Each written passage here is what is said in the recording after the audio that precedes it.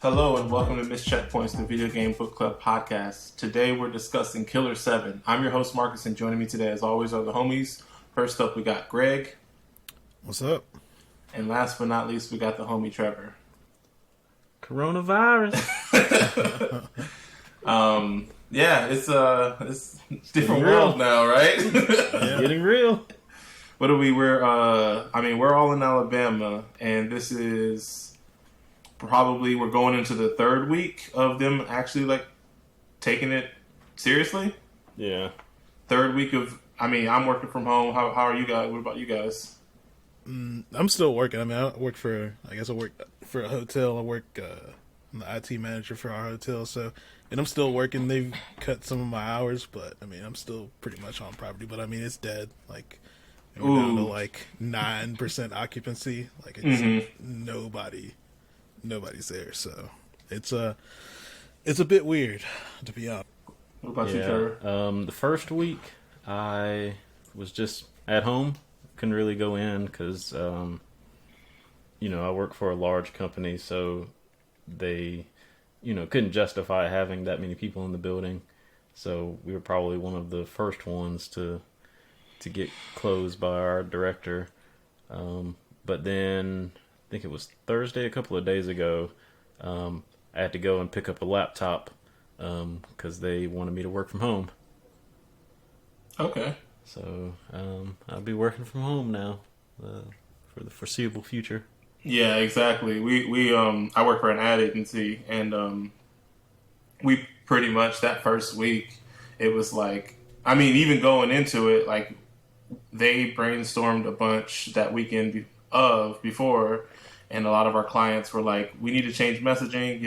We don't want to promote people coming in or blah this or this. We need to tell them about our online services and all that. And we got we have a big bank that's one of our clients, and they wanted to change up their messaging. And then we have a big power energy company that's another one of ours.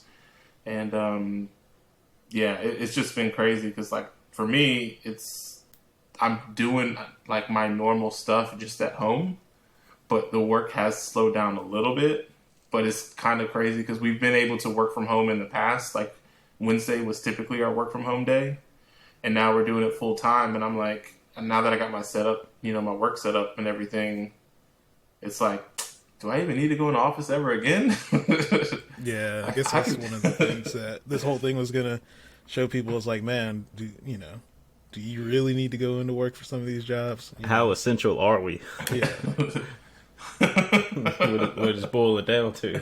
Yeah, basically. Yeah, so I don't know. It's been weird, at least for me, because I like to travel, and I had told my wife, it's man, I would have at least in a 4-week span, I would have at least gone to Atlanta at least once one of these weekends, and just like that, just oh, you can't go nowhere, you don't really do anything. I go grocery shopping every week, and I haven't been doing that, and that's been weird too. So it's just some of my normal routines are off. So, and then on top of that, we just got a dog yesterday, so it's just been a lot of change in a short span of time. Yeah, I was actually supposed to be traveling for work at the end of this month, but of course that didn't happen. I was planning on taking my Switch to catch up on a few games, which I was actually able to do now because I'm working from home. So. What you mean you working? Man, I've played so many games. Finally played Journey. Finally played Shadow of the Colossus. Played a bunch of Murder by Numbers. So I'm living the dream. What you been playing? Greg? Still playing Street Fighter, but I've actually been playing a lot of other stuff. Because I can't go to tournaments, pretty much this whole thing's shut down. locals. For the rest of the year, damn near. Yeah, almost. Like how are tournaments gonna be once it's up? Like I know probably some dum is gonna be like, yo, I'm gonna have a tournament celebration, but like, are people really gonna be going out like that? Yeah, I guess that's the other thing too. Nobody really knows. Like, even once it's, quote unquote, like safe to go back out, like people still gonna be worried, right? So it's not like everybody's gonna want to go travel to tournaments right now. So, I mean, I don't know how detrimental this is gonna be to like the FGC as a whole, but yeah, I mean, the only thing I've been playing, I've been playing a lot of stuff, but I guess the main thing, Street Fighter. I started up Borderlands 3. I've been playing a lot of that. We played Killer7. I gotta pull up Steam because I'm trying to. I played a bunch of stuff, but like I'm just trying to remember what I did. Oh yeah, we played Left 4 Dead 2. Hell yeah, I've been playing some Left 4 Dead 2. I started up Evil Within 2, and okay, that's it for stuff. That's all I can think of off the top of my head. Yeah, I've been playing like shorter, smaller games. Like I had sent my Joy-Cons in right before all this had happened to get ready to like take them to my Switch to fawn around, and I was gonna go to for my birthday. I was gonna go out of town to New Orleans, and we had to cancel that, which it sucked. And I've been playing. I played a lot of Killer7.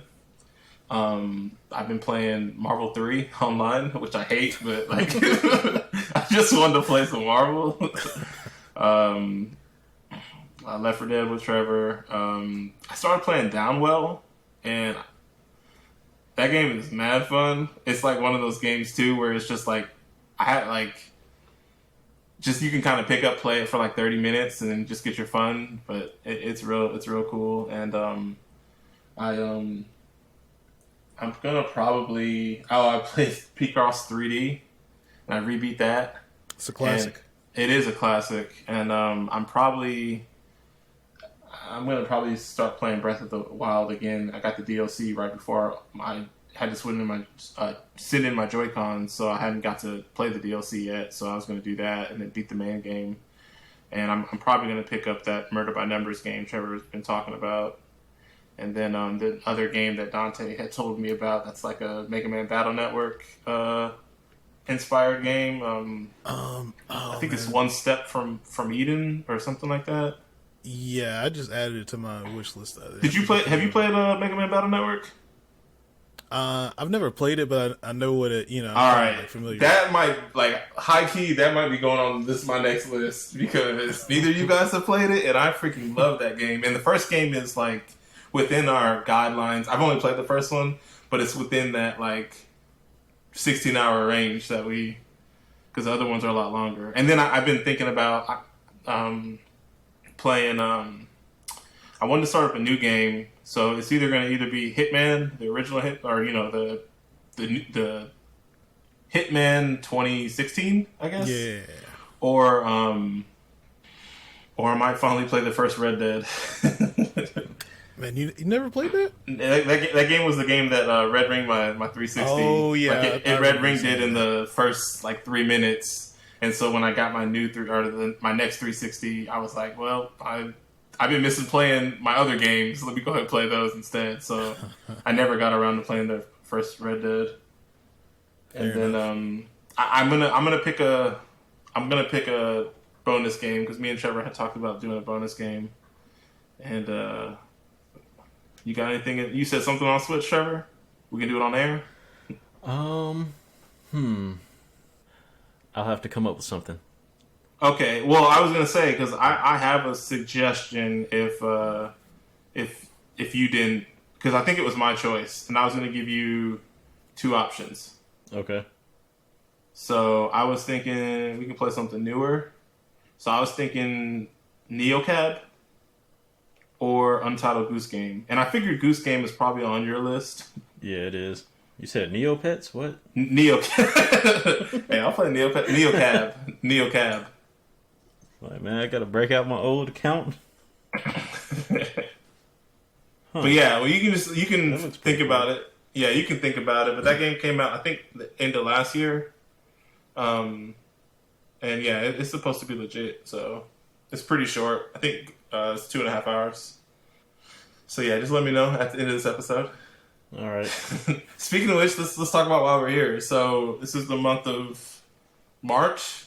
We're still in 2020 for whatever somehow. It's a long ass month.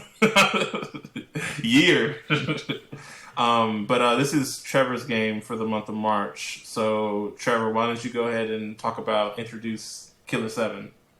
All right. So I figured it'd probably be best to start off talking about the director, Goichi Suda. I'm guessing that's how you pronounce the first name. Or more commonly known as Suda51, is a Japanese video game director. And at an early age, he wanted to be a video game designer and even worked at Sega as a graphic designer for the brochures. And then, interestingly, he also worked as an undertaker as one of his early jobs. But Suda51 would later apply for a job as a game designer at Human Entertainment. And they were known for the Fire Pro Wrestling series. And there he would become a scenario writer for Super Fire Pro Wrestling 3. He would also go on to produce and direct games in the Twilight Syndrome series before leaving Human Entertainment and founding Grasshopper Manufacture. The debut title, The Silver Case, on PlayStation 1 was an adventure visual novel game. I don't know if any of y'all have played any of those titles. They were from like the mid-90s, I believe. Nah. So Grasshopper Manufacture was founded on March 30th, 1998, and they reached mainstream success with their debut game, Killer7, for GameCube and PlayStation 2. And this was also Suda51's first game released outside of Japan, and which is also the game that we played this month. It was published by Capcom, and it's an action-adventure game that follows an elite group of assassins known as the Killer7. The assassins are sent on missions to perform hits on behalf of the U.S. government, and throughout these missions they uncover conspiracies in the government as well as their own organization. The game is mostly third-person but uses first-person shooter elements and an on-rail control scheme, and has a really interesting art style, which is kind of like cel-shaded. It uses like flat colors and gradients mostly. The game received polarizing reviews due to its unconventional control scheme, linear gameplay, and complex noir plot, but still received cult praise. And because of this cult success, remakes of Suda51's older games were developed as well. Grasshopper Manufacture would later go on to release No More Heroes to critical and commercial success. So my first question to y'all, because wait, that's it? Is that all you had? I'm sure there's a lot more. Because man, okay. So you didn't even have the part that this was a Capcom 5 game. What is that? Trevor, my God. See, I don't know what to look for in these. All the games that I've done previously have been like the first game for the developer or their only game. Gotcha. So there hasn't been like a lot of like backstory. So, well, this is kind of like a big deal because so the Capcom 5 were 5 games that Capcom basically unveiled in late 2002, and basically it was what they wanted to do was release 5 GameCube games because I guess there was a lot of the original Nintendo didn't do a really good job, at least with the N64. It didn't really have a lot of third-party success. It really struggled. And so this was Capcom's way of kind of throwing, I don't want to say throwing Nintendo a bone, but kind of helping them out because Capcom was a big deal. You know, like they used to release like the Mega Man games on the original NES and Super NES. And so they had like a pretty good success on Nintendo's consoles, but then they, I guess, focused more on the Sony consoles once the PlayStation came and PlayStation 2 came out. So this was their way of helping them out. So that they announced 5 games, and it was PN03, which was a futuristic third-person shooter. And at the time, too, these were all supposed to be exclusive to the GameCube. Beautiful Joe, which you've played Beautiful Joe, right, Trevor, or heard of it? I've watched gameplay of it. Yeah, side-scrolling action platformer. Dead Phoenix, which was a shoot 'em up. Resident Evil 4, Resident Evil 4, and Killer 7.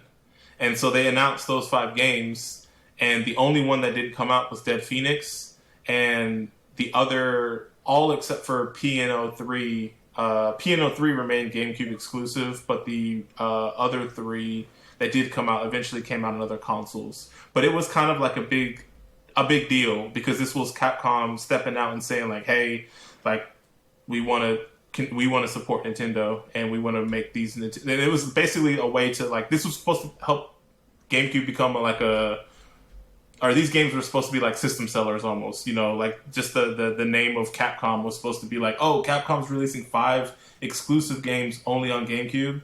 Like, I need to get a GameCube because otherwise I won't be able to play these games. And that was back when Capcom was probably more respected than they are now. So, like, it was a big deal. See, I wouldn't know that because I never had a GameCube. Wow. Okay. The only GameCube game I played was Smash. Oh. Well, yeah, like, RE4 is, like, considered, like, one of the, like, I guess, I don't want to say best, or like it's just like a classic game at this point. It's like probably like one of those games that's come out in the last, since the 2000s, that probably has like classic status. You think that's fair to say? Oh yeah, totally. It's the only one I knew of. Well, besides Beautiful Joe. Yeah, and then PNO3, I never played it. I remember always thinking the cover looked really cool. I just remember getting bad reviews when it came out. Yeah, and then they were saying, like, obviously Beautiful Joe got critical acclaim and eventually got a sequel. And then this game, I mean, it sold modestly, they said, but this game got a lot of polarizing reviews, but ultimately it got a pretty significant cult following, which basically launched Suda51's career. So even though this game may not have done as well as Capcom would have wanted it to, it was able to jumpstart that dude's career. But yeah, that's all I wanted to add. I think he calls it his magnum opus, and he doesn't think he'll ever make a game better than that.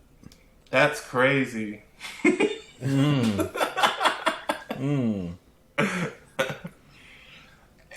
Trevor, Sinmara is another game that he developed that was also on my list of games. If you want to maybe look at that, it's a short game, so we can do that as a bonus game.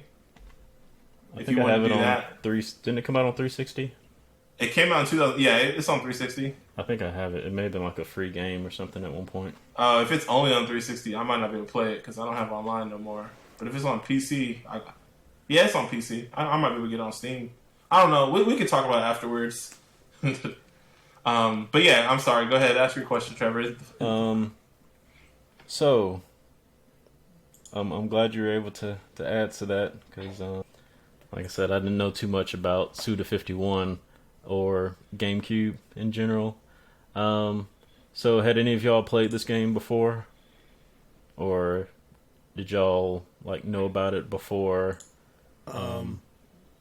So I played it. So I had it on GameCube. And I played maybe an hour of it, and at the time, I mean, it had to have been maybe 3 or 4 years after the game had come out. So, but I mean, I tried to play it, and it didn't stick with me. I guess I didn't get past that initial, intro phase of man, the controls just don't feel right.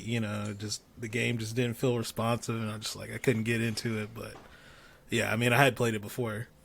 I agree. Had I played this game around that time too, I probably would have bounced off of it. There is a huge hump there to get over.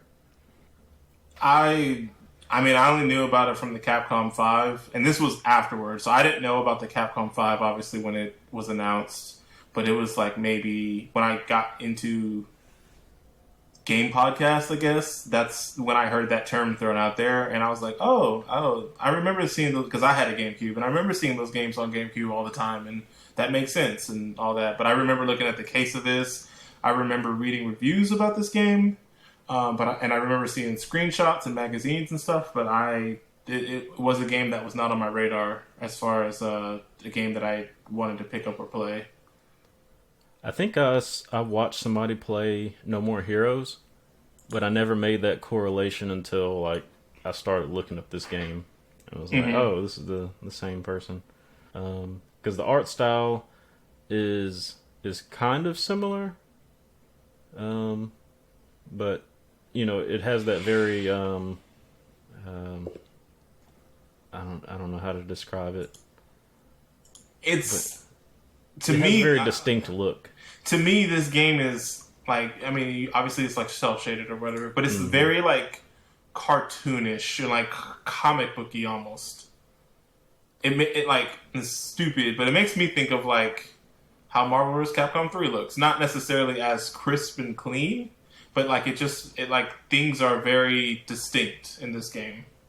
Oh, so Dante is correct at me. It's actually pronounced Suda51.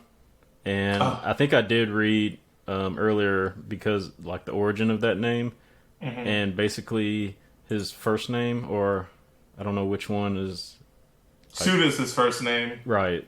Goichi, like separated, is 5 and 1. Gotcha. So that's where that came from. So yeah, he would be correct. Okay. And he turned 52 this year. All right. And I'm guessing you had never played it at all? No, this game has been on, what, 2? So this game was on a list of yours. It won. Then we had technical difficulties and ended up playing Oberdin. So, and this is our circling back around to it. Yeah. What initially drew you into wanting to pick this game? I think when I was doing my research, I found this game because I was looking for games with like a cult following, and of course this was one of them on that list. And I like the art style. I think I watched the trailer, and I don't know. From what I remember, it was a different game. I don't know. Okay. I don't know why. Like different from what you envisioned, or yeah. Okay. And like I said, this was a while ago, so this was last year before I built a new computer. So yeah, it was a while ago when I looked up this game. This was on our list. I mean, Oberdin. We played Oberdin almost a year ago, May. Mm-hmm. So yeah, you probably would have picked this game in this time last year. Yeah. Or February last year. So, but yeah. I did want to play it because, we voted for the game. I know y'all wanted to play it, so I put it on my list again, and y'all voted for it a second time, so. I was definitely interested in it. I'm maybe even a little worse than you in the sense of like, when we do lists, I just Google the games, and I just look at screenshots. Mm-hmm. I don't even look at the game in action. So I had no idea that it played the way it did. That bit me in the butt with Luca. And I mean, we can kind of go into it just with, move more into the first impressions, because even watching trailer, I don't think you would immediately get that this game was on rails. Yeah. So I remember when I booted this game up. I think I booted this up at the beginning of the month. And I remember texting you guys and saying, this game is weird. And that is literally that is all I can, that's like the first and only thing I can say. Not only, but that's like the first thing when I think of this game, this is the weirdest game I've ever played. And but you like anime now. So it's not too weird. Like is a strong word. I'm trying to. But no, it's just like the way this game controls the story of this game, the gameplay of this game, the characters in this game, everything is just so weird. And it's not bad. It's just like I haven't played anything that I can think of like this. It's unconventional, definitely. Like the best way and I don't know if you guys agreed with it, because I was thinking about it today when going into this episode. I was like, I remember initially I my initial pitch to you guys was like, this game is like a mix between RE4 and like Time Crisis, and like, you know, like your tank controls, but on rails almost. Yeah. So, are there any? Can y'all think of any other third-person games that switch to first-person shooter? I feel like we played one. Shoot, that my game, Stranger's Wrath. Oh yeah, there was something else. Sure I couldn't. I know that I'm sure there's something else. I just can't think of it right now though. Because my initial impression when playing this was, this doesn't work. Like, so when you play in this game, you're kind of in closed areas. Like when you first start, like the first level, you're kind of in a closed area. Hallways, he's talking. Mm-hmm. Yeah. And so enemies will spawn around you, and we can discuss the enemies before we actually start talking about the story. But sometimes they're out of view. So if you're already in first person view, it takes a couple of seconds to go back. Like there's a little bit of like camera movement in order for it to go back to third person, for you to see the enemy coming at you, like from a blind spot, and then go back into first person.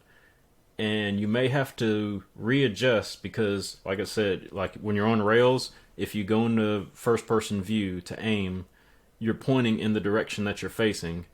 But if you're like in a like a T intersection or something like that, and you have an enemy coming at your blind spot, you're going to be aiming down the direction that your character is facing while you're on rails if you haven't turned around. So that part just feels awkward. Like, and that happens a lot in the game. Like, I complained a lot about it, you know, during the first chapter when I started playing this, but it continues to happen throughout the game.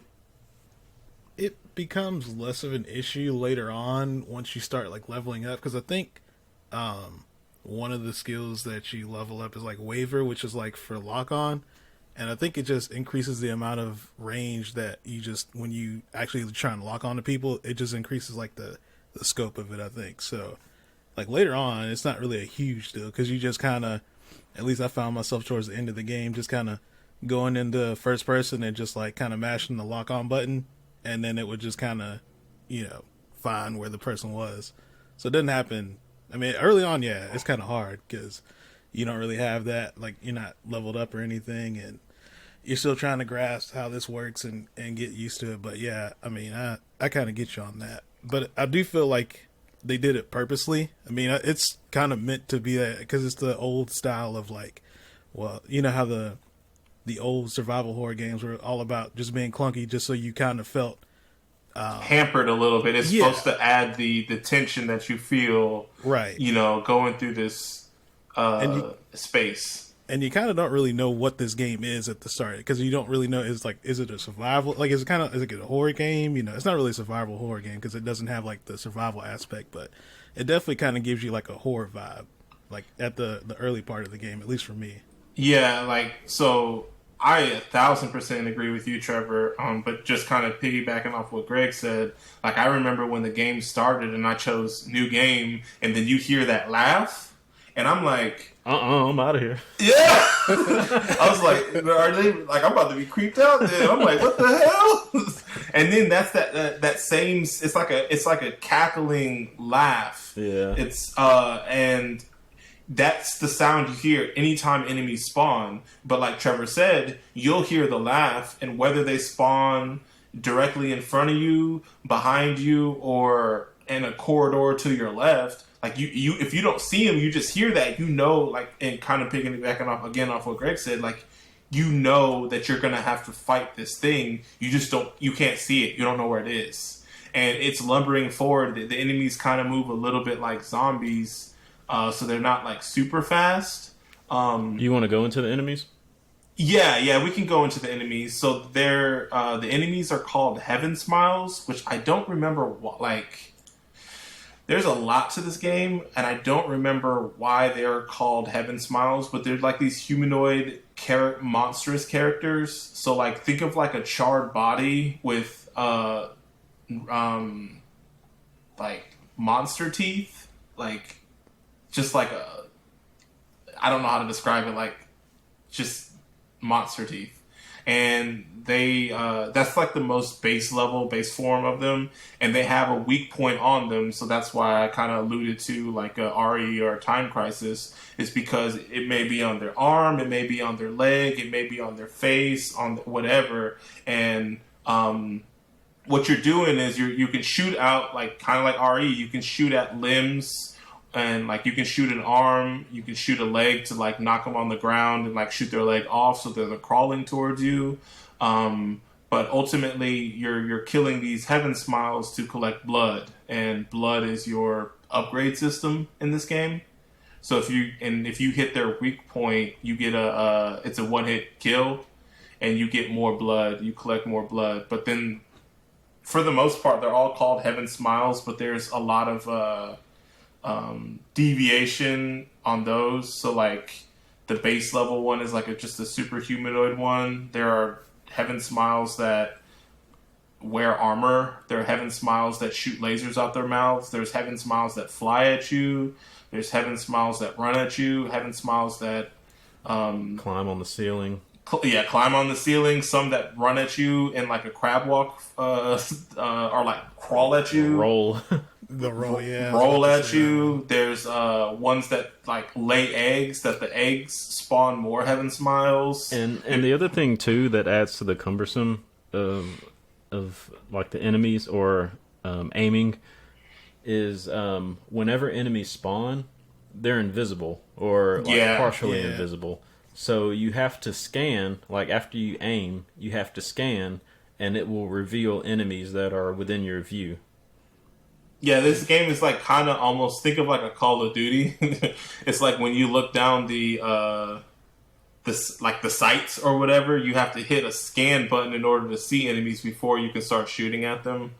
And it's not necessarily clunky, but it's just kind of like tedious almost. Yeah, it's another step, especially when you have an enemy that's like right there in your face already. Yeah, that's what I wanted to ask. Did you guys have any of those times where you're just like trying to figure out where one of the smiles is coming from, and then you go to aim, and then like you scan, and then it's like right in your face? Yep. Those are like some of the creepiest parts. Like, yeah, like I almost jumped when one of the bomb ones. I guess we didn't even mention that. You know, they got the smiles that have like it looks like a satellite dome over their face, and they have their weak spot as their head, and you have to shoot it when it's open and they're walking towards you. Yep, yeah, I got by a couple of those like that. And like for me, it's so kind of going back to what Trevor was saying. In the beginning, when I was less confident in this game and thinking it was like a little bit more scary than it actually was, like when I heard something spawn, I'm like, okay, where's that? Where's that? I'm just going to chill here till I see it. Mm-hmm. And so, like, you know, if they're moving slow or whatever, they're coming down a side hallway before they get down to me, then it's like, oh, they were way up there. I was good. And then as I got more comfortable with the game and I was upgraded and everything, if I heard a smile and I didn't see it in the hallway I was in, I'd run to the edge of the hallway and like look to the right, and then it would be there. And so I didn't have to deal with it as much, like not knowing where they were, because I was initiating the contact with them. But I agree with you that like it was, and a lot of times too, if I didn't see anybody, especially in the early game, like we were kind of saying, this game is on rails, so the way you move forward is you just hold the A button, or you just hold a button and you move forward, and then in order to turn around, you hit a different button to do a 180 like you would in RE, and then you can start looking that direction. So if I was walking down a hallway and I hear a laugh, I'm like, oh, I don't see anybody ahead of me, and I turn around and I'm just standing in that spot in the hallway, just keep on doing the 180 to see where I can see somebody at. Yeah, it's one of those things where I think if the game wasn't on rails, like combat wouldn't be that scary, I guess, or not that that tense. Cumbersome. Yeah, well, yeah. I mean, it is cumbersome, but like I guess it's part of the game design, right? Like that's kind of what they're going for. But if you could actually move around and do all that, that would take all the tension away, I think. Unless you're gonna like limit ammo or something like that, which I don't really like doing that. And that the thing too. So, and I guess we can get a little bit further. Is you're playing part of the Killer 7 is you play 7 different assassins, and each of them have their own unique air quotes abilities and different weapons, and so they have different like power weapons, different types of weapons, different reload speed. So like I remember playing one of the characters in the beginning, and I'm like, this character takes like 3 seconds to reload. Yeah. Holy crap. And it's like when I'm getting overwhelmed, I'm like, I just don't feel like playing this character because like one of the characters, like every character plays a little bit differently. This character, what appealed me to this character was that they had a scope, so they could see enemies and interact with enemies way further than a lot of the other characters. You're talking about is Katie it pronounced Katie? Well, they say something different in the game. It looks like Katie in English, but I think it's like Kaidi. And then it's I think that's Kada or something like that. It's stylized in all caps too. Yeah. But so I was using her, but she was like one of the weaker as far like didn't have that much hit or health. Like and then on top of that too, like her reload took so long that when you get overwhelmed, it's just like it's a wrap. So I started running with my main person that I used was Kevin because he had the knives and he didn't. Huh? Really? That was surprising. Why? I rarely use Kevin.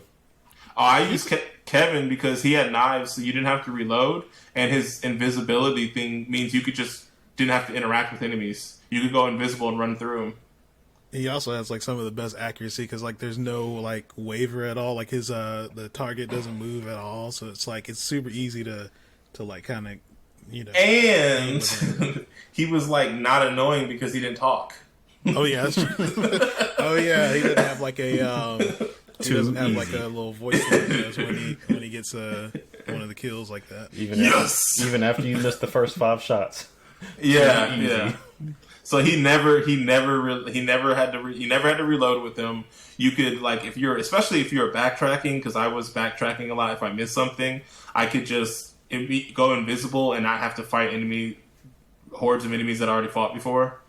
Just run through them, and then so I ran him. Who did you? You said you ran Dan, Greg? Yeah, I use Dan a lot. He was like I think like he was the main dude, the first dude, right? Mm-hmm. Yeah. And yeah, he was good. He super powerful. He had the charge shots, didn't he? Yeah. Yeah, I think he's the only one who can charge 3 times. No. Well, at the end, the mask can. Yeah, I was about to say the mask can. Yeah, Get that later. Who'd you use, Trevor? I went with my boy Coyote. Man, I couldn't stand it. Like I was playing and Alyssa came in and said, "Why is he holding a gun like that?" I was like, "Oh shoot, this man got the gat sideways." Okay, let's go. And then, like if you upgrade him enough, I think all the characters get like a down attack. Which when they're down, like crawling at you. Leg. Yeah. And for his, it kind of has like this, like he shoots and pulls back really quick. I don't know. He just has style. I mean, everybody has style. Like, did you guys use the run plus turn around button? Yeah. So like with the Kevin, he did like a backflip that was really quick, and he looked so weird running, like especially going upstairs. Like a couple of times, like Alyssa's like, "Why did he run like that? What's wrong with him?" He's got like a hunchback looking thing. Yeah, the whole time. I tried to use so there's 7 characters. There's Dan, who's like the main dude, and he's probably like the most professional looking like dude wearing a suit. And each of these characters have like a unique ability. Some have a little more than others. So he had a charge shot, so he could make his shots a little bit more lethal. And he could shoot really, really quickly and reload really quickly, right? Yeah. He gets like a double and triple tap later on. Yeah, I had that triple tap. Bro. Yeah. You're like, oh, I didn't even mean to shoot that much. Yeah. And then there was Kevin, who was my guy, who he used knives. You didn't have to reload with him, and he had invisibility, so you didn't have to interact with enemies. There was Katie, or I don't know, she was the only girl. She had this scope on her pistol. She had by far the longest reload speed or time. And then she also, like, her ability was like... Had the weirdest ability. She, like, cut her wrist and the blood would reveal something that she could break a barrier. It was specifically for the puzzle, like, the environmental puzzles in this game. It wasn't a combat ability. Then there was Trevor's guy, Coyote, who he was, like, an ex-con, so he was good at, like, in the environment. He was good at, like... Pick locks and he could jump really high. Yeah, he had them ups. But he had a quick reload, but like he didn't have like a combat ability, did he? Not from what I remember. I just had him upgraded so like enemies that got too close to him or that were downed in front of him, I could take him out. I probably upgraded him more than any of the other characters. Gotcha. Then there was what was the other dude's Khan? Yeah. Oh yeah. Khan was the little kid who he was short and he was really fast, and he had dual wield like machine gun pistols. And I liked using him, but he had the least amount of health. Like he was going to be the main person I used, but he had the least amount of health, so I didn't like using him if it got super hairy. And then the Mask, who was this like dude wearing a luchador, and he had a grenade launcher as his weapon that you could only shoot one shot, but it was super strong. And he could break down I walls. really liked him. What'd you say, Trevor? I said he could break down walls. He could break down walls. Yeah, if you see a crack, you could shoot the wall. He had a suplex. Oh yeah. But man, like he had my all-time favorite like moment in this game when he headbutted that bullet.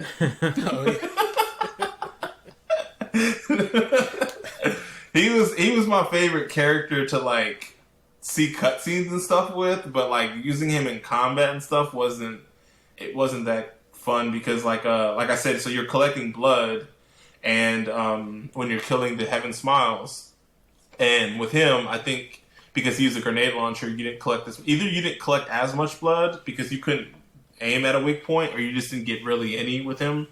So you had enemies like if you used a specific charge shot, it would give you blood.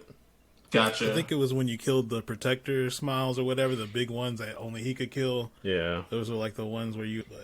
Gotcha. But yeah, so you're collecting blood, and you're using the blood to upgrade your characters. And there's a certain amount of blood you can you can keep collecting blood, but you can only like... Yeah, I was going to ask if y'all knew the limit to how much.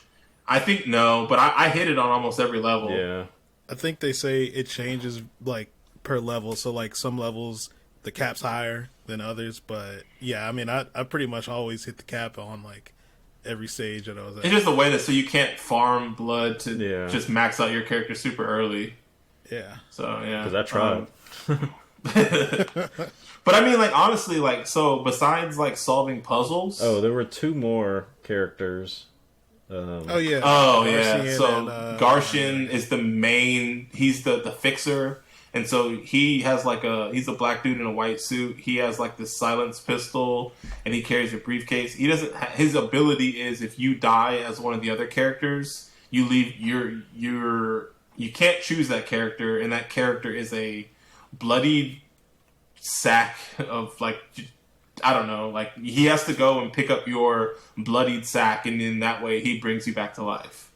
And then Harmon, who is like this old Kung Lao looking dude in a wheelchair, and he has a sniper, and he's like the overarching character, and he's supposed to be the character that is in charge. Is that the best way of putting it? Kind of, sort of, I guess. He's like the person that's got together and gotten all these assassins together. He's their boss. Yeah. So there is some personality amongst these characters. But ultimately, like I kind of felt like, and maybe you might feel the same way, but I was only using the character I really liked using unless I needed to use another character for a specific, like I need to open this door, jump up to here. I need to break this wall, and then I would switch back to my character that I liked using. I think I was sticking with whoever I had upgraded the most, but I think once I got Dan upgraded more than everybody else, I was like kind of sticking with him. I'd use like some others based on like, okay, well, I think this person is going to be easier to deal with X enemy, so it's like I'll swap to them real quick and then go back. I mean, yeah, I would do that if there was a specific enemy, like the protector smiles you said, or like those dudes that had the big blades on the arms. I would switch over to Khan for those dudes. Mm-hmm. But for the most part, I use Kevin unless I needed to use another person for like either a boss fight or just to unlock a different part of the map. Right. Yeah, what's funny is I thought the game was going to be played a little bit differently. I thought like each level was kind of going to focus on one of the characters. Like you could use whoever you wanted to. That. Yeah. So at the beginning of the level, I would try to level up whichever character I thought I was supposed to use, and then try to use them throughout it. But then eventually, I would end up going back to Coyote.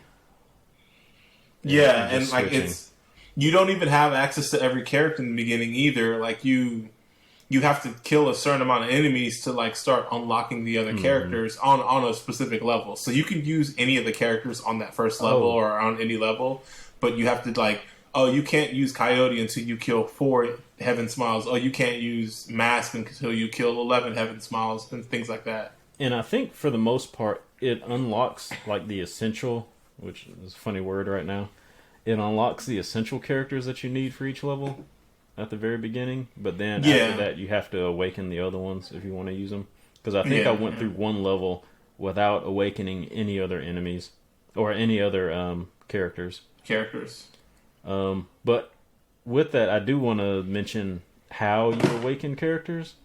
So in each level, there is what's called Harmon's Room, and it's basically like you find out later that it's like a recreation of a room that's inside of an apartment, but throughout each level you'll find Harmon's Room, and in certain ones you can go into them and actually save your game by talking to Samantha Smile and Smith. And when you talk to her, she'll actually flick the TV on and you save your file that way. But if you access the TV on your own, that's how you switch characters. That's also how you deposit blood in order to get upgrades. But through the TV, like you can cycle through each character and look at their skills that you've unlocked and apply upgrades and all that, which I didn't find out till like the 3rd level. Dang, so yeah, I was playing on hard. Did you do so? There's a character in this game.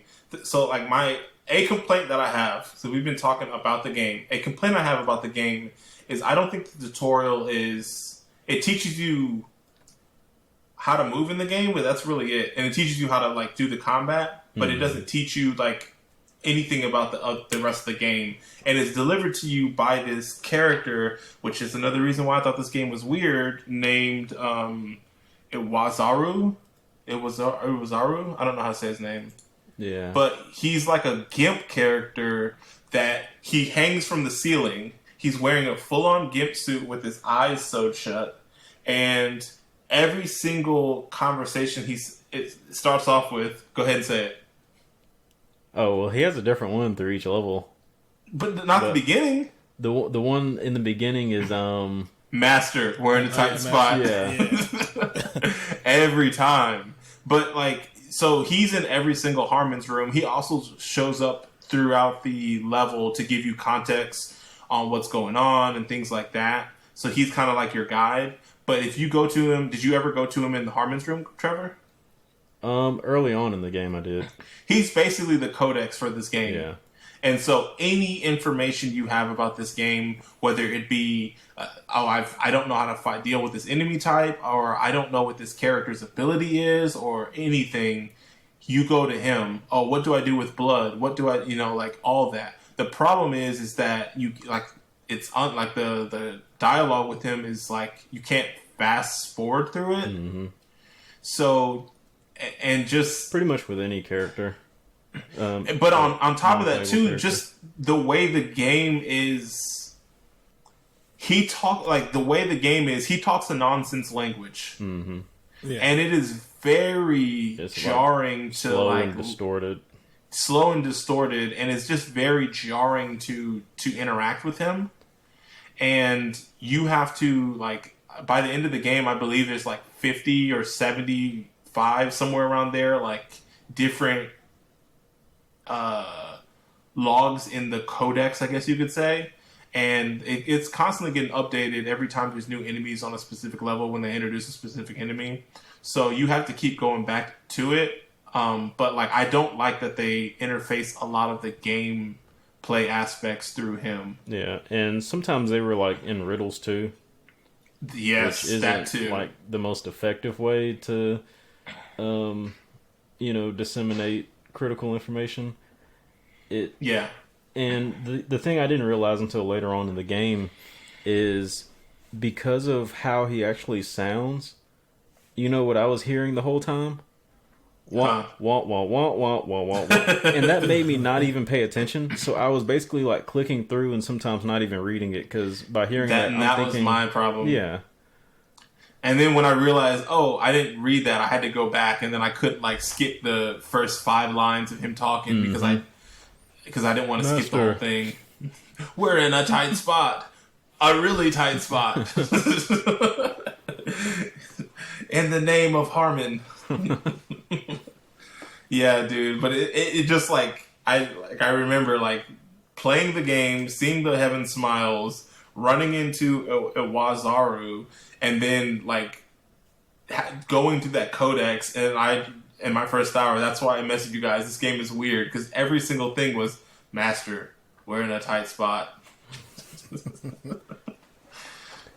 So like that with that, did you talk to Travis on each level? Yeah, I talked to every single Travis as well. Yeah. Okay, I was just wondering if you skipped over that. Sometimes I did. No, I talked to every single one. Another non-playable character was the guy with the mask in his hand, where if you Han Lao or something like that. Nah, it was Yoon.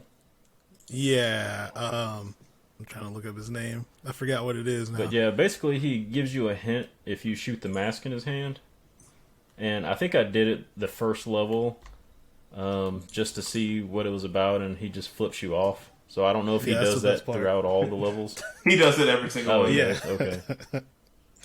Because he actually has a Yoon Huan or Yoon Han. Yoon Han, I don't know. Probably. Something like that. Hyun. I don't know how to say that. He probably has just as an important role as Iwazaru.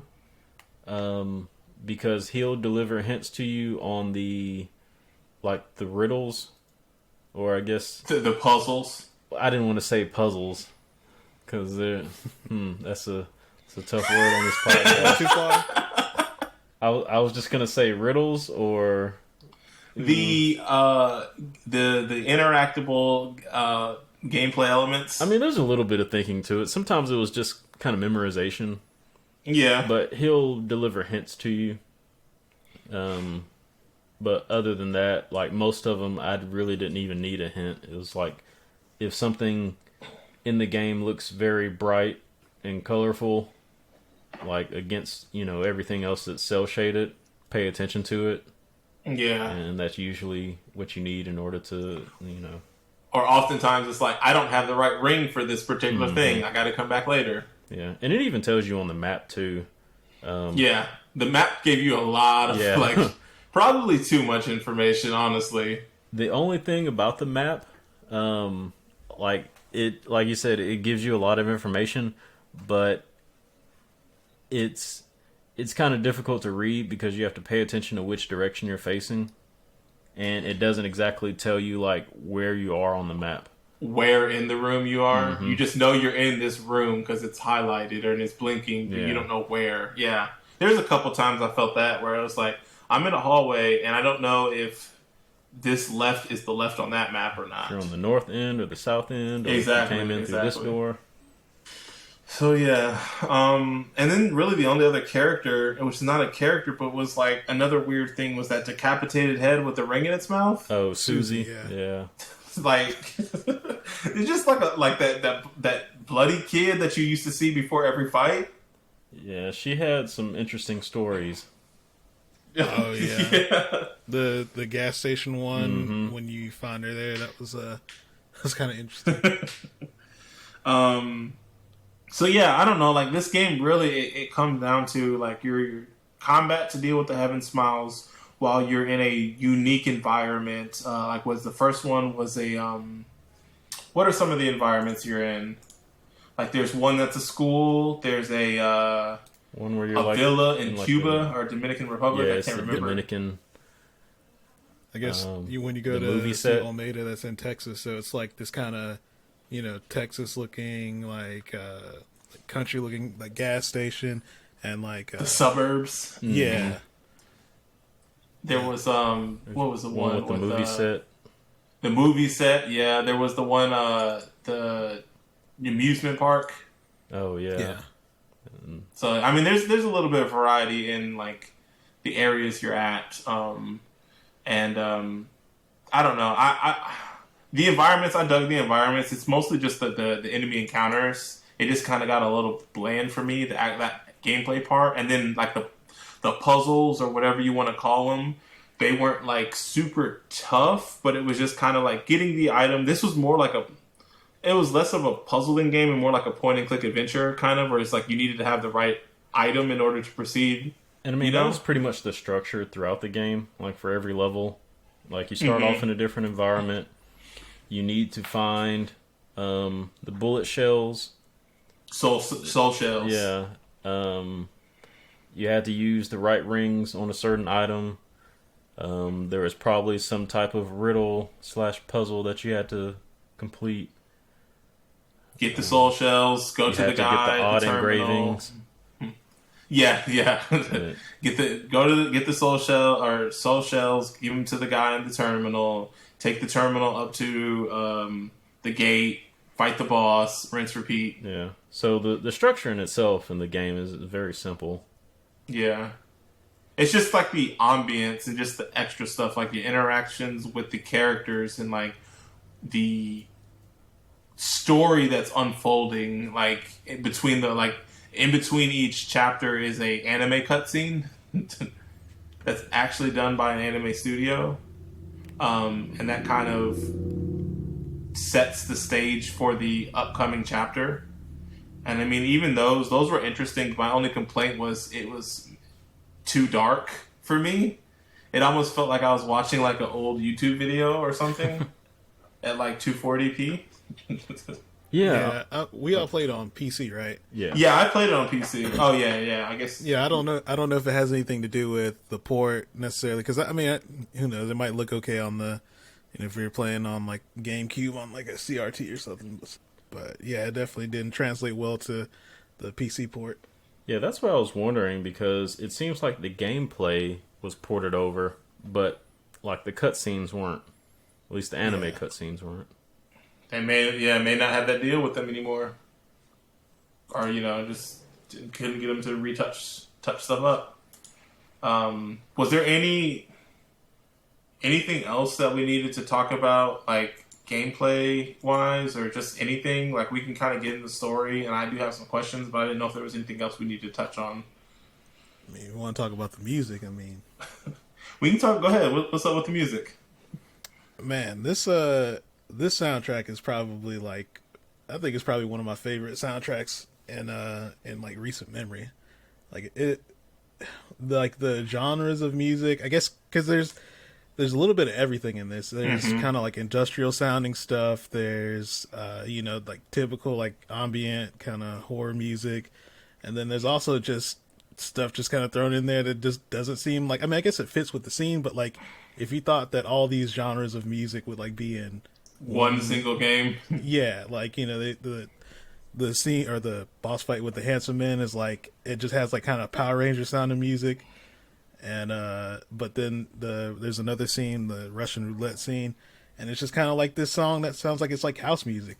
It's just kind of, and it's just set up with this scene that doesn't seem like it should even be scored with that, but it's just to me, I don't know, man. The music is like a pretty big part of this game for me. Mm-hmm. I'm gonna be honest. I mean, I told you, like, the only song that I even remember about this game was when you got into the gate, because it was that song you heard it like 7 times. Yeah, and like, so that was the only thing that really stood out to me. Not to say that the rest of the music was bad, and after talking to you beforehand and like kind of looking at the OST and listening to some of it, I was like, shoot, this is good. I don't remember hearing it, Yeah, I don't remember, like, nothing really stands out to me. Like, I'm sure if I go back... Not even the gate music? Hmm? Not even the gate music? Which gate music? Oh, like when you're going to the boss? Yeah. You didn't F with that? I think it was fine. I'll have to go back and listen to it again. Like I said, it didn't really stand out to me. Here, let me. I'm gonna send it to you. This song is a banger. But this was the only one that I remember hearing, just because it was constantly like I said, you heard it before every boss fight. Like the theme that you hear in Harmon's room is good too. That was like another one that got stuck in my head. Like, because I usually played this at night because I couldn't play it when my kids were up. So it was like every time before I would cut it off and then go to bed, I would just hear that. Like, Dad, all the time. We're in a tight spot.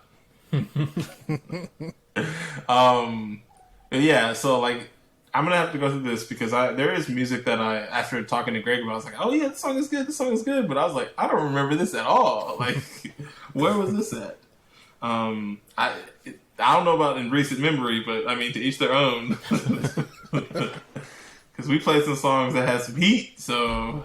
But I guess the only other thing, like some of the other standout things I want to see is like, did you guys have like a signature moment that you liked? Like I kind of said like my that when the mask headbutted that bullet, that was like probably my favorite part in the game.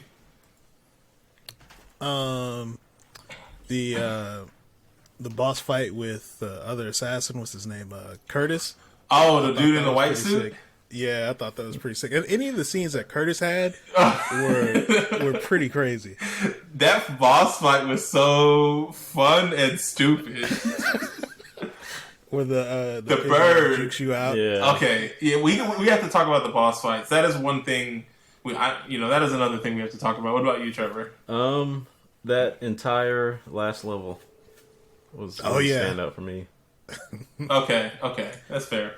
So, there was another part too, Trevor, during the handsome men fight. That the black handsome man, he said, "This place marks your grave." Did you catch that? He said, "This place marks your grave." Yeah, it's a Kuma line. Oh. I guess he didn't catch it. Like I caught some of the references, but yeah, I didn't even hear that one. So yeah, the first boss fight was against Angel, and that was the girl you had to you fought her and you were running around in a circle and she shot the lasers at you. Mm-hmm.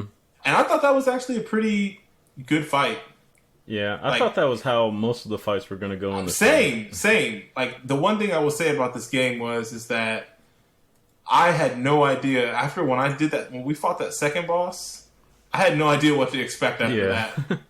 Because I was like, boss fights can be whatever. And like, even though I didn't necessarily like every single boss fight, they were super unique and inventive and like kept me like, that was especially when we're sitting here talking about the, how monotonous the combat was. Like the boss fights were a very fun refresher. Not fun, I will say, not every time, but like it was like, what am I going to do? What am I dealing with now? Yeah. What am I dealing with now? Like sometimes they were almost like mini games, but then sometimes they were actual fights. Yeah.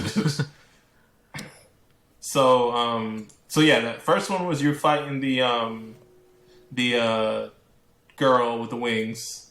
The second one was you just stand on that platform or that bridge and you just shoot the crap out of that chick for a minute, and it's whoever lands more hits wins.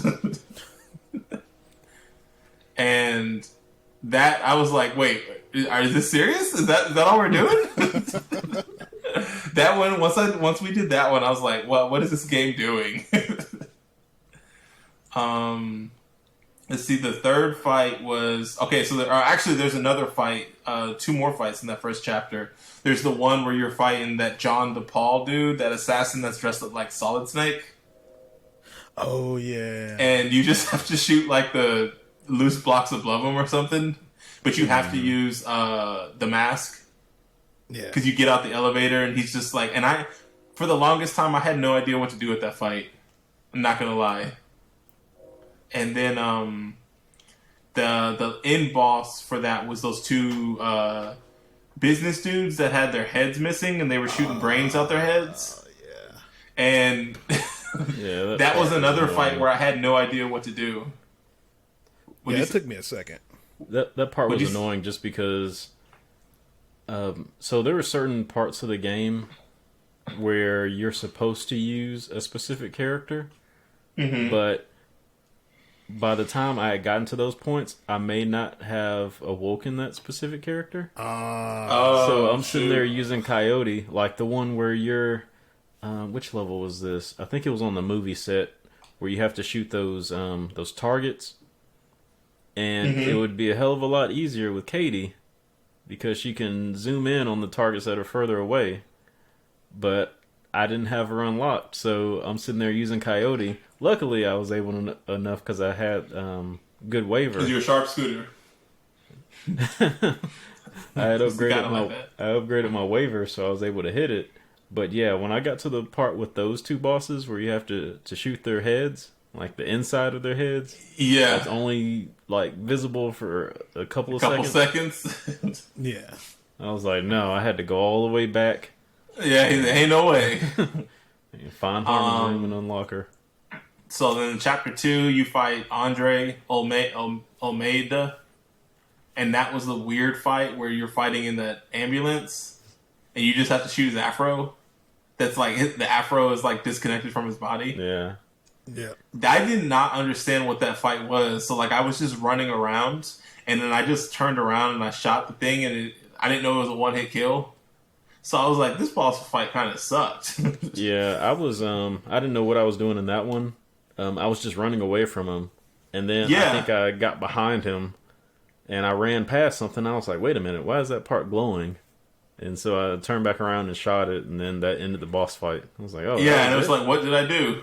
Then let's see, the next chapter was the Ayami Blackburn, which was the first time you fight her, she's running around in that parking lot really, really, really fast. And you can only hit her when she's it's at nighttime, you can only hit her when she's under the streetlights. I hated that fight. Because she kept getting faster and faster the more times you hit her. I was using the mask and I was just trying to shoot, have an explosion going when she was running into under a streetlight. That's what I did. The other thing too that kind of made me miss the quality of life from other games is health gauges. So not being able to see how much you have or the enemy. The enemy, because you have your gauge, which is like the little a little bit. It didn't bother me as much, but like on bosses, especially that one, I had no idea if I was like doing right. Like, was I supposed to shoot her and like stagger her and then do something else while she was staggered? Yeah. So eventually, I just kept on shooting her and she finally fell. Yeah, I felt the same way. And then you fight her again later, and this time it's in a smaller room, and it's the same deal. But I for whatever reason, I like that fight a lot better, where she's standing in front of the shutters with the light revealing on her. I like that fight better. Easier to manage.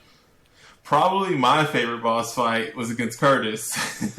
Yeah, that one was sick. Where it was like a quick draw battle, and basically you had to shoot him. He had a pigeon on his shoulder. and you had to shoot him when the pigeon flew off his shoulder. And like that pigeon when it started juking you.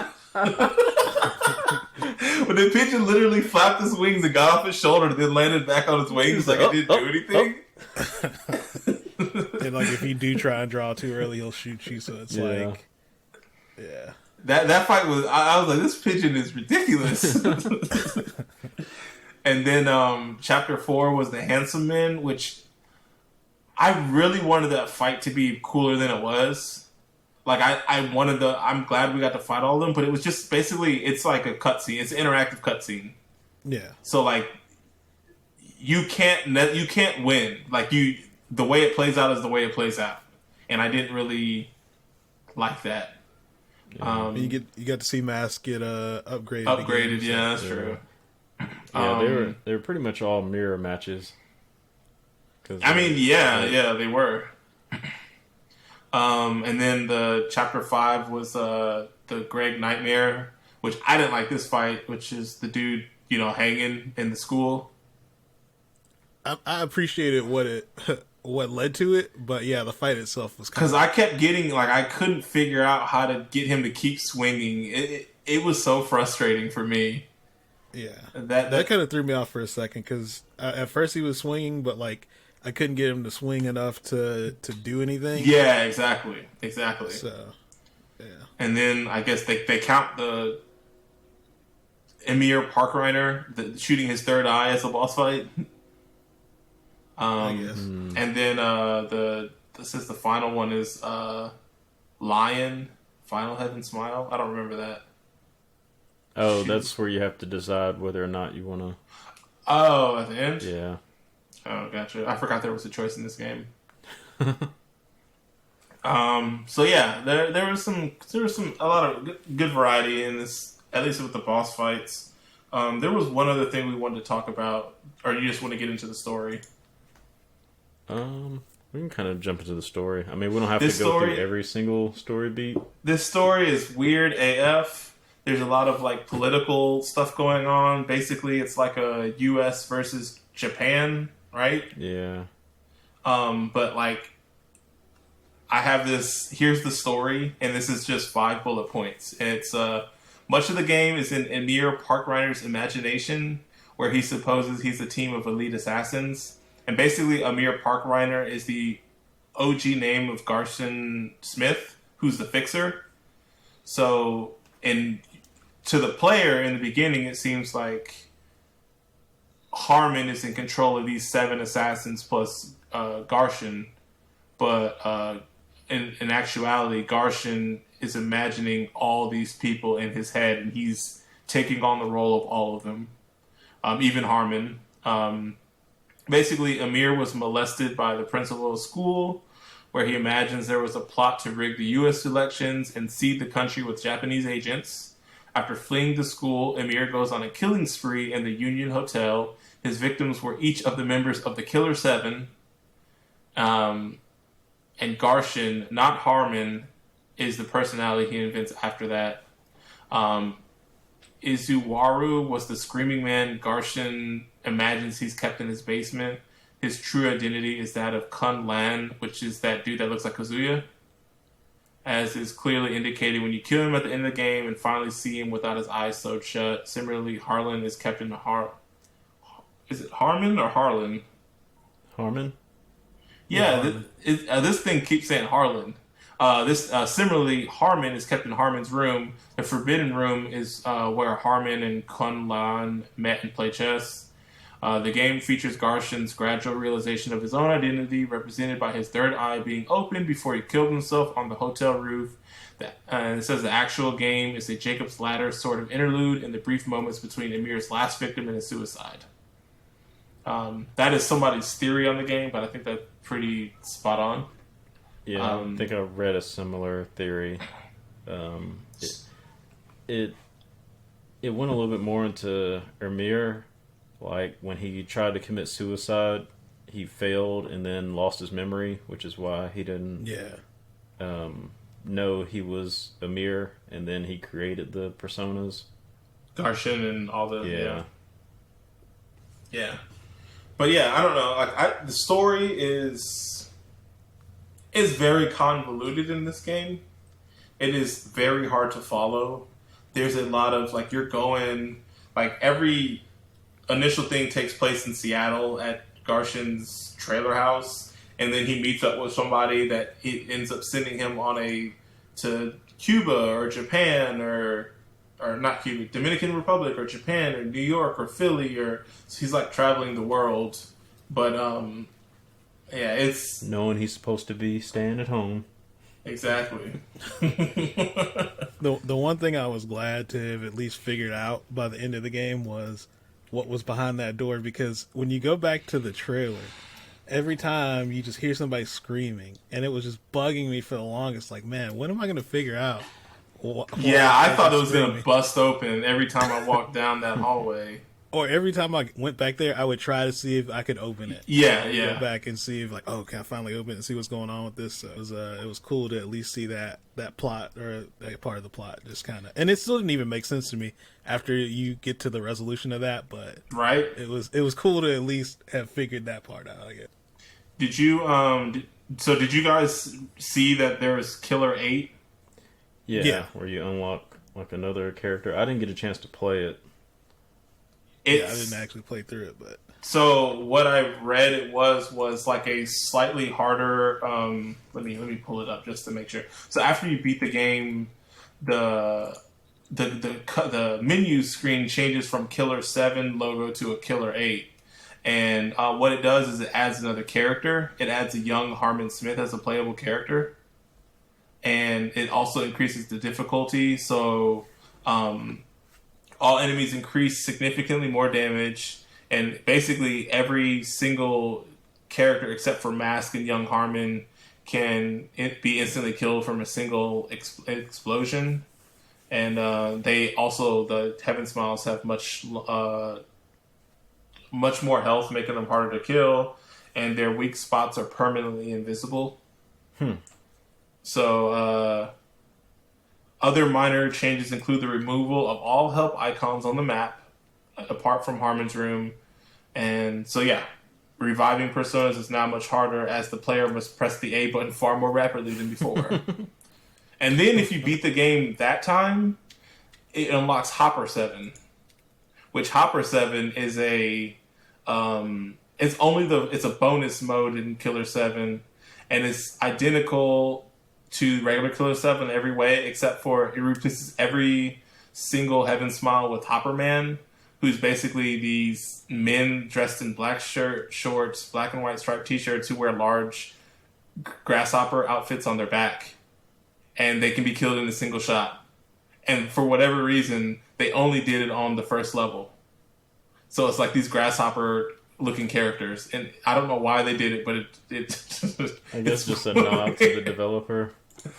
But I don't even. Yeah. I guess. Yeah, I guess. That's Killer 7. I have some questions.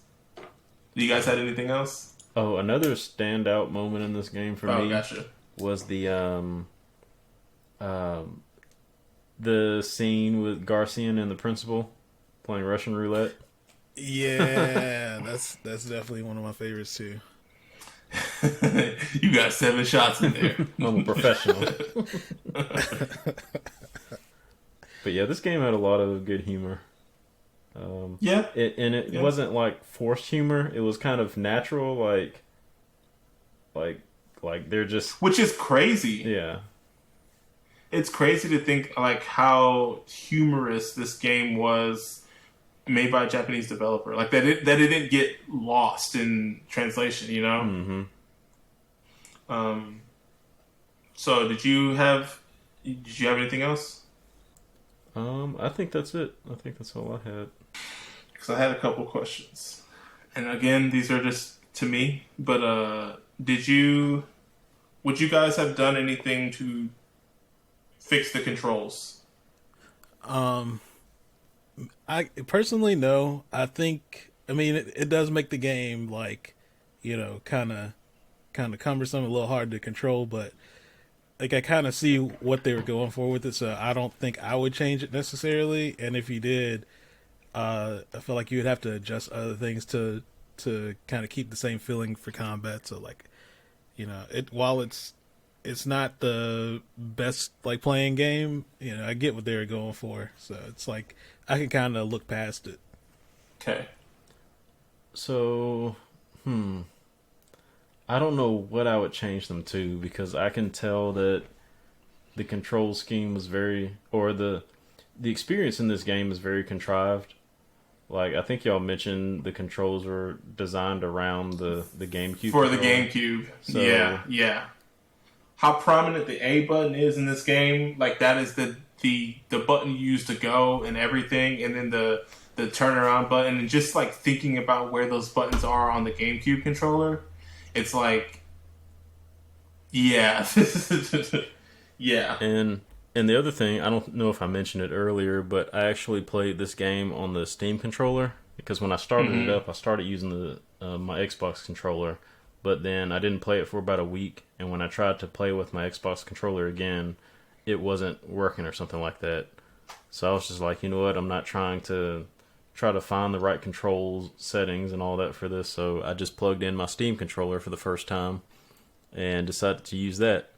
And that may have contributed to a little bit of the cumbersome of the controls in this game because I wasn't used to using it. Gotcha. But I got used to it after a while, and that was probably because I was switching from other games and playing this too, so that probably made it a little bit more uneasy. But would I change anything? I don't know what I would change because there's like so much that's unconventional about the control scheme that if you change one thing, you would have to change others. Gotcha. Or you have to change the way something else plays in the game.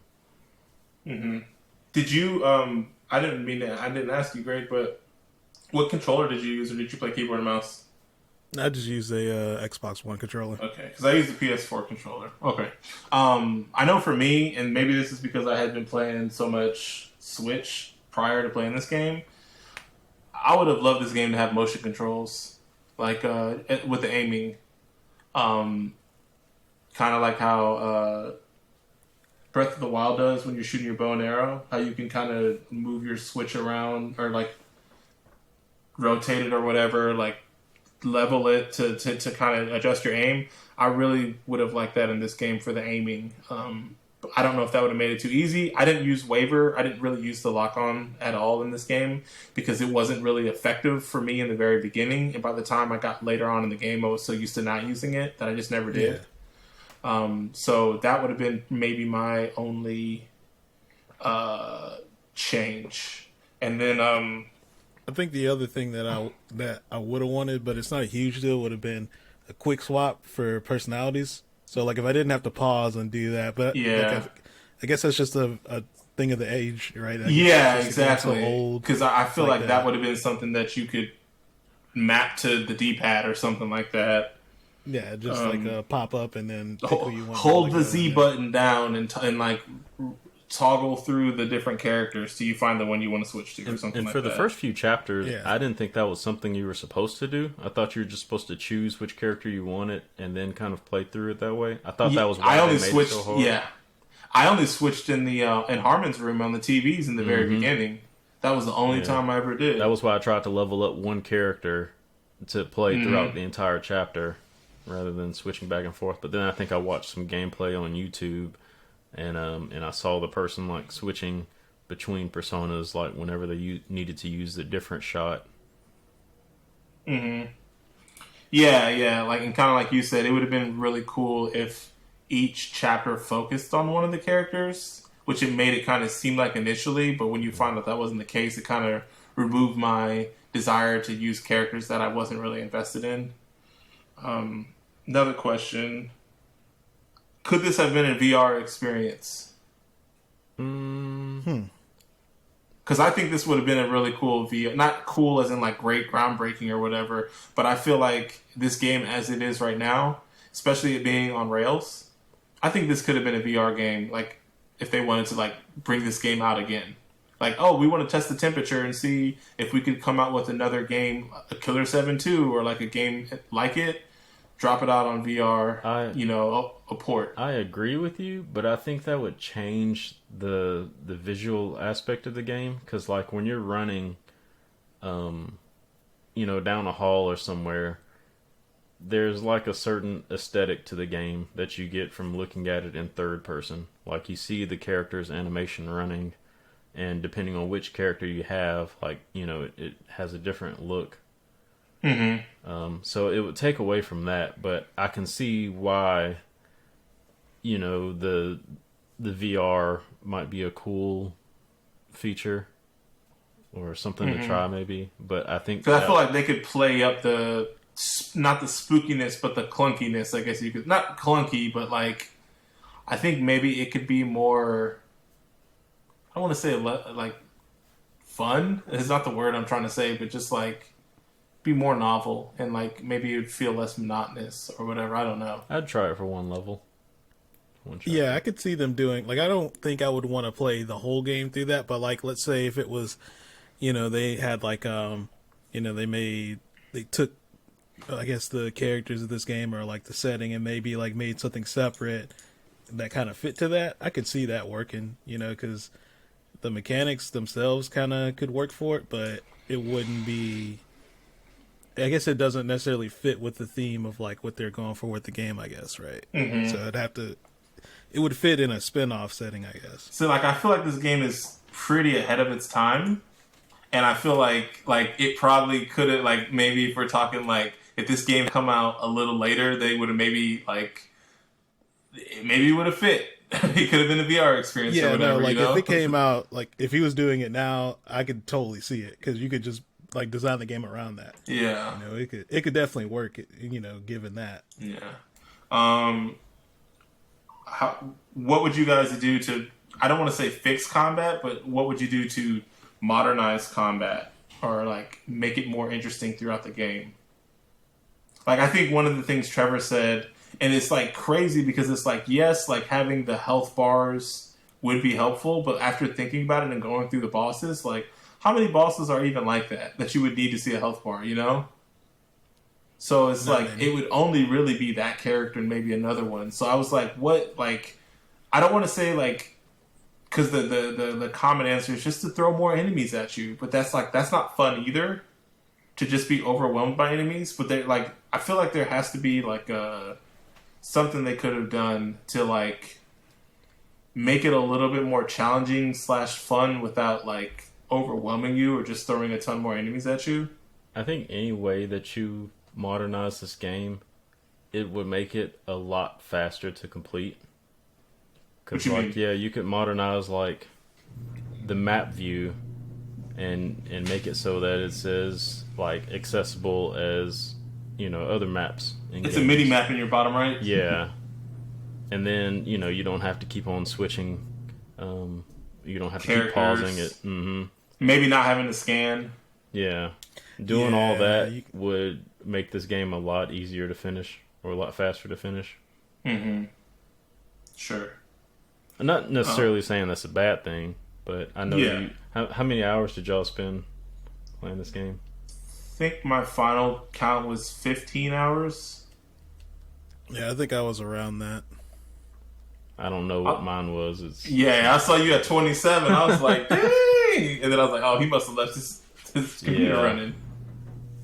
Yeah, it's crazy because How Long to Beat said this was 12 hours, and I didn't feel like I was... Maybe I just really sucked in the beginning, because I was like, man, like, I hit the 12 hours and I'm only on like chapter 5. And I looked online because whenever I needed to like look at a walkthrough or a guide, there's a YouTube playlist with all the like walkthrough videos, and each one is divided into different chapters.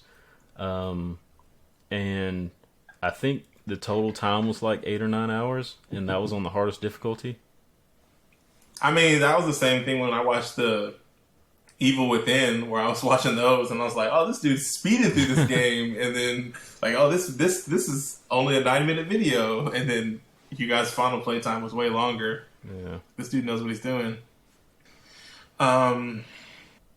would you play and this is like a not 3-part, but like, would you play a remaster of this game, a sequel of this game, or a reimagining of this game?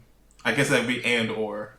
So like a sequel, or just like if they remastered this game and not modernized it, but brought it to like current consoles so it looked better. Maybe the anime cutscenes weren't as bad, or as dark, or like just a game inspired by Killer 7. I would be interested to play a sequel, I guess, to see if they kind of fill in some of a lot of the kind of... It'd have to be like a prequel sequel, right? Or like a... Yeah, I guess. Or I guess with the way it ends, they could kind of... I mean, I don't know. I don't even really know if the way the game is, I don't even really know if you can make a sequel, because it's almost like when you beat this game, it's kind of like everything you did was inconsequential. Mm-hmm. It's just kind of like, everything's still going to happen anyway. I don't know. But yeah, I mean, I'd be interested to play like a sequel or prequel for this. Mm-hmm. Or something that maybe kind of fills in a side story. Details. Yeah, the like, because you don't really find out anything about the Killer 7 themselves, like outside of Garcian, but like you don't know the backstory of exactly. Yeah, that would be cool to see like a side story of like freaking what led them up to the hotel. I was just about to say, I think it was a question we did for Oddworld. Oh yeah, like how would we like the whole like if each character had like a game in a different genre, like a spin-off game in a different genre. Mm-hmm. I think that might be something cool to see. I mean, we already played Kevin's. His was Escape from Butcher Bay.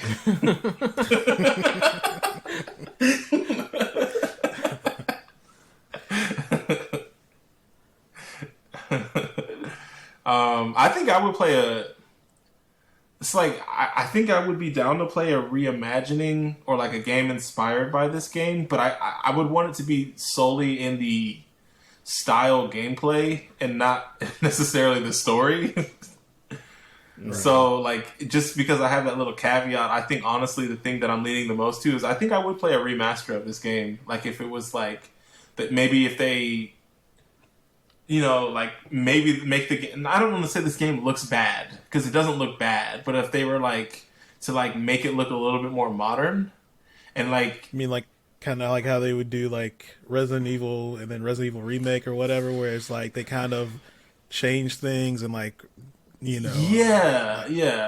like that. Yeah, like if they made this game and Capcom was like, "Yo, we're putting this out on PS5 or something like that," and it's just like.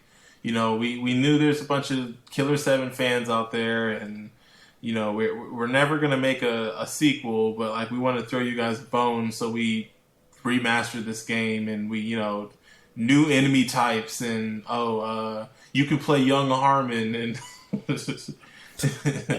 or no, you can play as Amir, young Amir.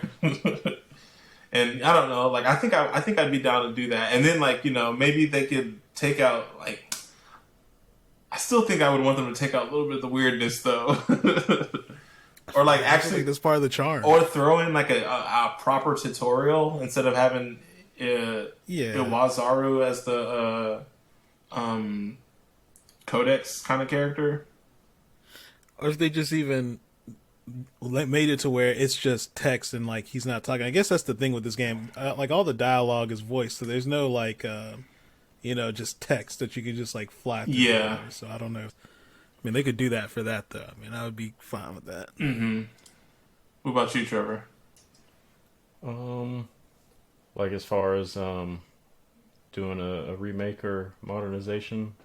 Just be a remaster, a sequel, or a reimagining. Or none. I was just going to say spin-off. I would rather see a spin-off. Yeah, so like a reimagining. It didn't have to necessarily be the same company. Somebody's like, yo, we really like Killer 7, and we decided we wanted to do our own thing inspired by that. Like maybe like a game that features each character and maybe how they came together, even though they're kind of like different personas, but maybe showing how they all met in the style of Ocean's 11 Oh, more. gotcha. Yeah, like a heist movie. Yeah. Man, they should have just put Garshin in Marvel vs. Capcom 3. And he could just summon those people as That was assists. going to be one of my questions. Like, are any of these characters featured, since it's a Capcom title, have they used these characters in any, or I doubt published it. by Capcom? I doubt it. Because I think it's just developed by them. They don't probably own any rights to any of the characters. They're all Suda51 stuff. So I really doubt it. And if anything, too, like this would be like, probably game number 3 of at least those 5 games or 4 games. Because I mean, they're like, obviously Resident Evil 4, of course. Beautiful Joe. I mean, Beautiful Joe's popped up in a couple other things. Nobody's sweating for Killer 7 or PN03. You can't see Harmon, the Harmon assist rolling out there in the wheelchair. I mean, you can have Candy out there, man. What's it, not Candy? Sam, the butler. Yeah. I got 2 more. Have you ever played a weirder game? Yes. Really? I keep telling y'all about it. D4. Oh. Yeah, that's pretty weird. I'll give you that. I don't know. Well, I don't remember enough about it to say if this is weirder, but yeah, I don't. Ask her. It'd be neck and neck for me Weird if I had spot. that. Yeah. This is the weirdest game I've played. I mean, Doki Doki would be in the running, so I don't really play weird games, I guess. I don't know. It's not. It gets weird. It gets weird at the end. Yeah. At the end. But say it gets weird, but it's not too weird. Yeah. And this one is just for you, Trevor. Do you think this game was worth rebuilding a PC for? Oh man. If you would have known what you know now, would you have been like, you know what? We're just not gonna play this game. Technically, I still needed to rebuild a PC. Sooner rather than later. Yeah. It's just spurted on. But I don't think this was like, I don't understand why this game is so graphic intensive. Like, why could my old computer not handle this It's game? probably the beginning when you start the chapter and you have to shoot the little silhouette and it explodes. It was probably that part. Yeah, so I have no idea. All right, well, that's all my questions. So, yeah, what is your guys' final thoughts? Great game, great experience? I'm willing to say this is going to go on like my list of like favorite games probably. Interesting. Oh wow. Yeah, I really liked it. Okay. It's because of the music. Well, not only that, I mean, it was the story too, like how crazy and like how weird. I mean, because I'm a big Metal Gear fan, Kojima so, guy over here. Yeah, I eat stuff up like this, so it was right up my alley, and I was online trying to like look up theories about the story and stuff after, so like I'm kind of like really invested in it now. I will say this is one of those games where, like, even if you don't know what's going on, it's like there's been a couple games where I beat the game and immediately, like, I'm like, I need to pull up like 4 or 5 articles and just read like an explanation or like what is people's interpretations of this ending, And this is one of those games where I was just like, what just happened? But the problem is like, for me, at least in the ending, I knew something happened and we had to make a decision, but it to me, the game didn't do a good enough job of like explaining that everything leading up to the ending was important because it was so all over the place that it was kind of hard to track it, Yeah. And then it was also crazy because it was stuff happening on like 3 different levels, and this was like something I read where there was stuff happening at it was almost like Harmon and Kun Lao or Kun Loon were like gods almost, like in that room playing chess. Then you had stuff happening on a global level between U.S. and Japan. Then you had stuff happening on like a national level with that dude Almeida in Texas. Mm-hmm. And then you just had like, is this stuff actually happening? Like when supposedly like the guy Curtis Blackburn was supposedly the person that killed Dan, but you can use Dan, and it's like, wait, what? And it's just like so much stuff is going on that I'm just like, I don't know what is actually happening and what isn't. What about you, Trevor? What was the question again? Great game, great experience. Oh, yeah. I will say good game, great experience. Mm-hmm. Like I think this game definitely had some points. Like at the beginning, there was a hurdle to get over. Like this game has a huge hump. If I had not been playing this for the podcast, I probably would have bounced off of it. Hell yeah. But I'm glad I kept playing because by the end of it, like I literally played like the last 3 levels in one night because I think I was playing like one chapter a night. But I think I played like the last 3 in one night, and just because I had gotten to a point where I understood the controls and the gameplay, so a lot better than at the beginning of the game when I first got into it. So yeah, I'll say good game, great experience. I'm glad we finally scratched this one off the list. Oscar's Wrath next. We'll see. You better get read. I need backup. For me, I would just say weird game, weird experience. I'm not sad that I played it, but I was trying to just get through it too. I think there was more to the game than I initially thought, and I'm kind of like I would go back and see what it is and try to like see it again, but I'm like not anytime soon. Would you, if it wasn't for the podcast, would you have ever played this just in passing? Like I think there is it was interesting because I think I have been listening to a lot of the Giant Bombcasts recently since I've been off or working from home, and I think in the past, just in 2020, the Capcom 5 name has popped up more than once in this year, and they even at one point started talking about the different games, and they talked about Killer 7 a little bit. I think in a late February or mid-February episode, and I think I would have at some point just to scratch that itch and see what it's about. Because it is a game that you can play, like I said, like PN03, which is I actually am interested in playing PN03, but I don't have my GameCube, and that game is only on GameCube. But yeah, like I haven't now at this point played all the Capcom 5 games except for PN03. So just to kind of scratch that off my bucket list, I guess you could say, of games, I would probably at some point have gotten to this game. So like I said, I'm glad that I played it. I've never played. This was the first Suda51 game I've played, which I've heard of that dude for like the past 5 years, from podcasts and everything, gaming podcasts. But I never realized that I had never played any of his games.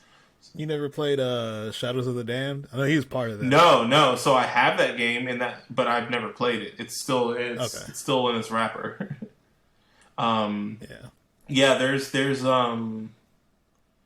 was another game. I think that was the only one that I seen more, I guess, as well. It was another one where that was on a list. But I remember Lollipop Chainsaw coming out. I have that. I still haven't played it, though.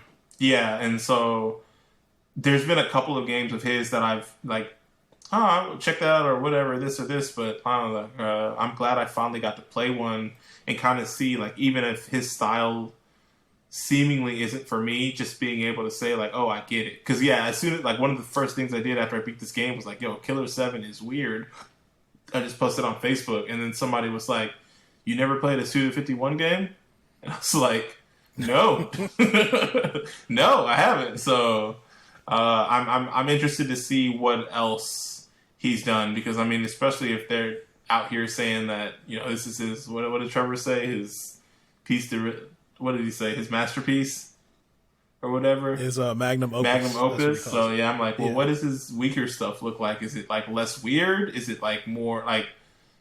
I'm like, what is it about that game, this game, that is his Magnum Opus? Like, what is it about this game? So I don't know. I know Killer is Dead isn't like related to this. I thought it was. I thought it was. So I clicked on it. I was like, oh, did they come out with it? And I was like, oh no, but it's a similar style. Yeah, I have it, so I think I'm actually going to start playing that just to see. You know, it's another Suda51 game. I've heard really good things about because then he the No More Heroes stuff, but like, and it's been something that I thought about putting on a list, but I believe they're all too long for our current criteria of games, because that is a series that I've heard. I guess the original No More. I guess no, we could play these games. Oh, for whatever reason, I was thinking they were longer than that. So, I don't know. These are Wii games, though. At least the first two are. I still have my Wii. So. Yeah, that may have been why I picked this one over No More Heroes. That may have went into my consideration for picking Killer 7.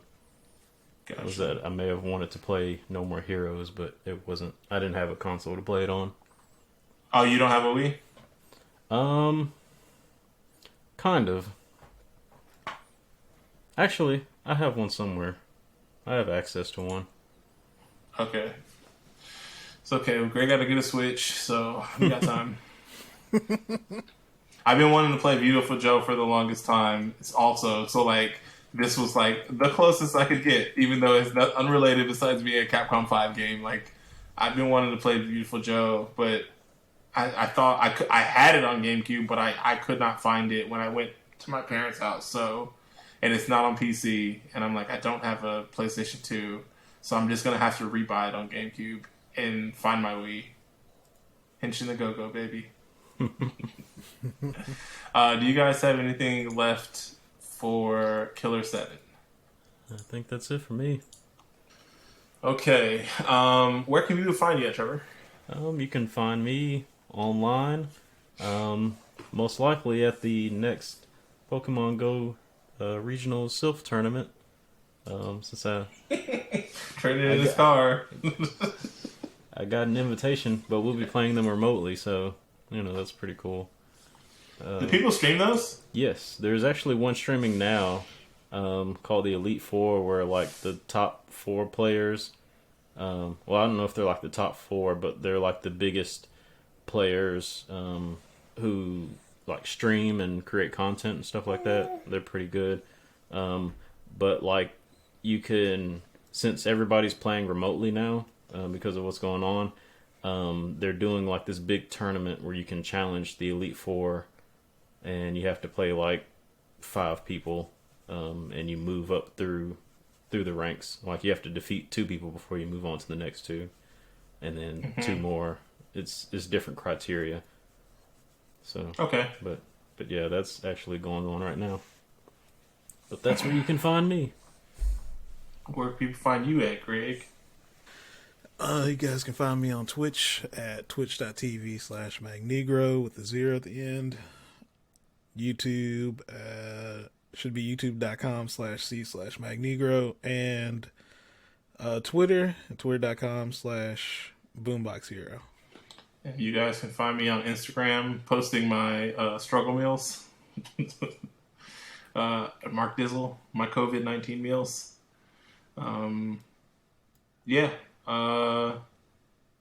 We are going to be playing my game in April. We're going to be playing Titanfall 2. And I think me and Trevor are going to try to figure out a bonus game and maybe try to knock something out too, since it feels like we'll have time. So, yeah. You guys got anything else? Going once, going twice? All right, with that, we're Miss Checkpoints and we're out. Peace.